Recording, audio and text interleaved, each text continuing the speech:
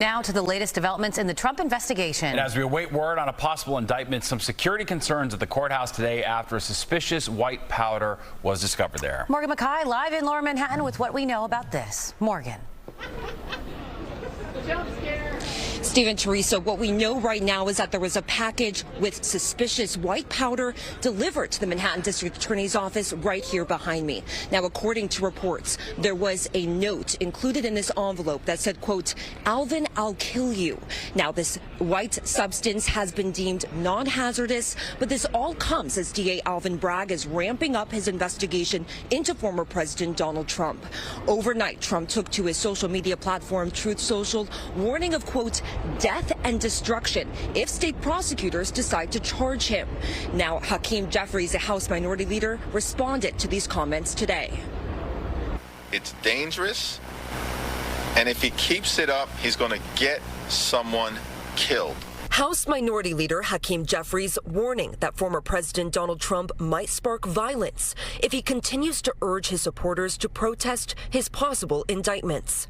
Trump has suggested that legal action against him could trigger nationwide violence that could be, quote, catastrophic. Earlier this week, he also called Manhattan District Attorney Alvin Bragg an animal, posting this picture to his social media platform, Truth Social, holding a bat next to Bragg's head. And he referred to the justice system as a Gestapo, which was a secret police of Nazi Germany. We've already seen the consequences of incitement from the former president. Trump is facing a series of state and federal investigations that could lead to possible indictments. The Manhattan case involving hush money payments to Stormy Daniels just before the 2016 election is the longest running. But Trump is also being investigated in Georgia for trying to pressure election officials to find him just enough votes to win the state in a 2020 presidential election. Additionally, the U.S. Department of Justice has two ongoing criminal investigations into Trump, one looking into how Trump handled classified documents. In this case, Trump's main defense attorney on Friday was forced to appear before a federal grand jury in Washington. And lastly, Trump is also being investigated for his role in the January 6 riots on the Capitol. The Justice Department has subpoenaed former Vice President Mike Pence to testify in this case. Pence, whose life was threatened on January 6, defended Trump again in an interview. No one's above the law, but no one is below the law.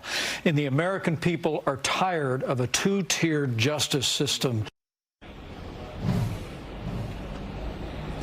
Trump has denied any wrongdoing in all of these cases, and tomorrow in Waco, Texas, Trump is going to be holding his first major rally since declaring his candidacy. Reporting live, I'm Morgan Mackay. Steve, back to you. Very well, thanks, Morgan.